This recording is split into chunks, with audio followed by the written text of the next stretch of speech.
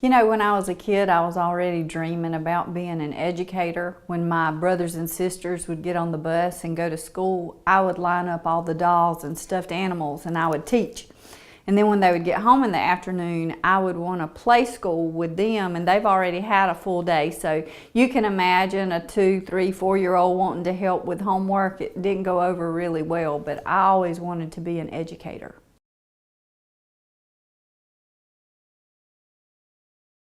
Currently, I am the Director of Education, which means our department, we do academic education, which is GEDs and charter school. We have high school diplomas. I also work with the folks who oversee the career, technical, and higher education, so the skills building in the education.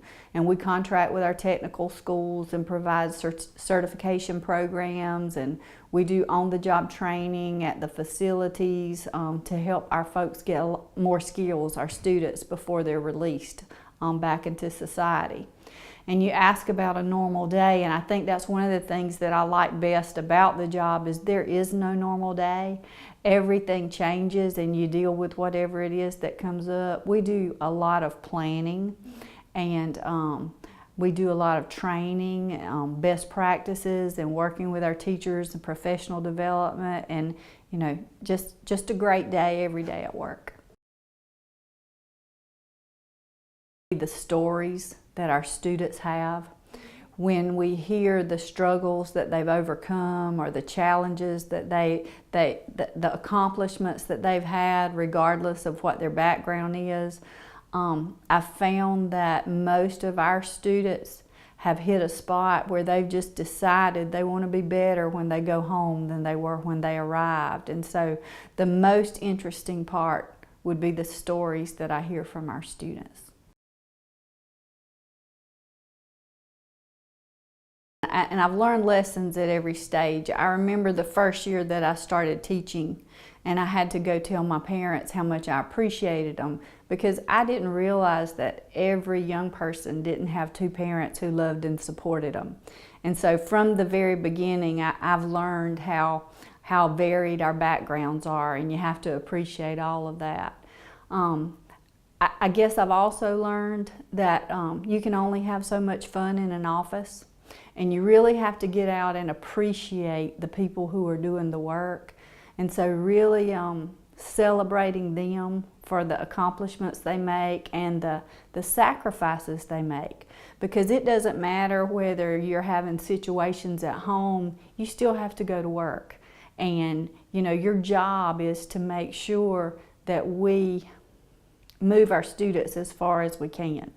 And so you take them where they are when they start, and you take them as far as you can. And so, you know, appreciate your people, listen to them, have good relationships.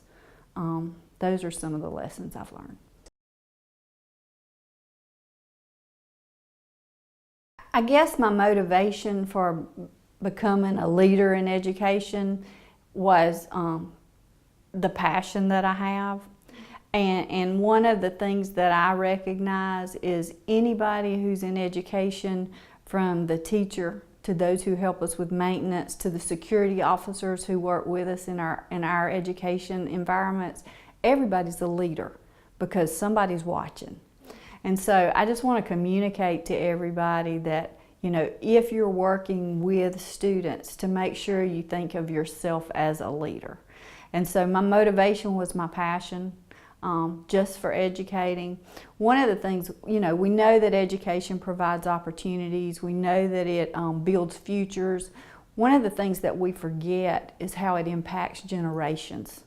Because somebody who achieves a degree, many times they've given up on that. But when they get their GED or their high school diploma or even some college classes, those are things they didn't think they could do. And so, you know, that impacts their family, their children, and their children's children. So, you know, I look at what we do as a calling more than just a job, because we are impacting generations. A work-life balance is just something that you have to prioritize, because all of us could work all the time. But my family is really, really close, and we still eat dinner together on Sundays at my mom's. And so we may have 16 people show up, or we may have 45 people show up.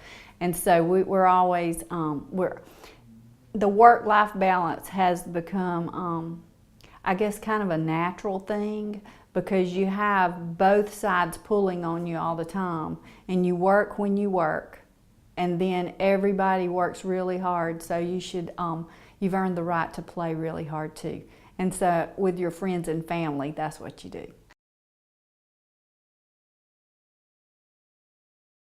I think that I'm encouraged by my faith. I'm encouraged by my family and the people around me. I'm encouraged by those that work with me, because our folks are all in. And so it's really great to work in an environment where everybody's all in and sold out for the reason. But the main thing that encourages me is our purpose. You know, what we're doing and why we're doing it is so important. I have to recognize my family. You know, my mother and my sister, my parents. Everybody that I grew up with modeled for me what leadership should be, and that you do a good day's work for a good day's pay. And the ladies that I work with and the guys that I work with on my team, they inspire me, because we're always looking to do better. You know, we say in Georgia we're going to lead the nation in correctional education, and we always find an area that we can improve. So we're really excited about that. My faith, you know, I always go back to why I do what I do. So, you know, I'm inspired by my God and Jesus, and just my parents and family and those that I work with.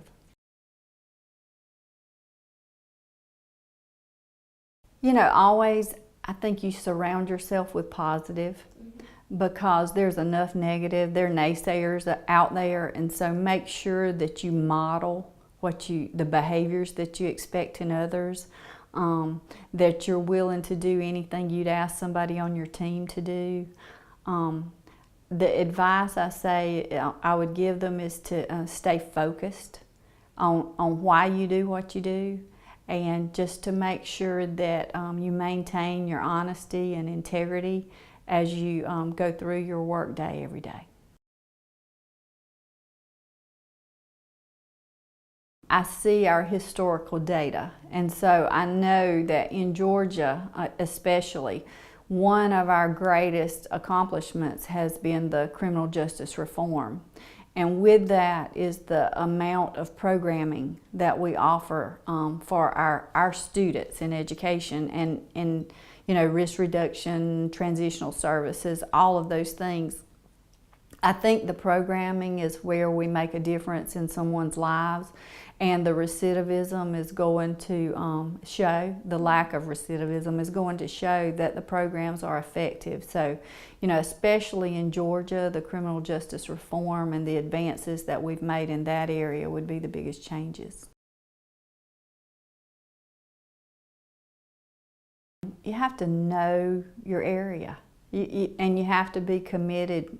What's your purpose? Why do you do what you do? And once you can answer those questions, you assemble a team of great people.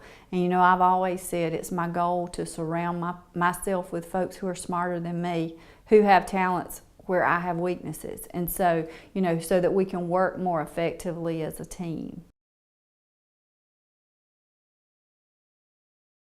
I'm surrounded by male and female employees who are serving already in leadership positions, but who are building toward, you know, promotions.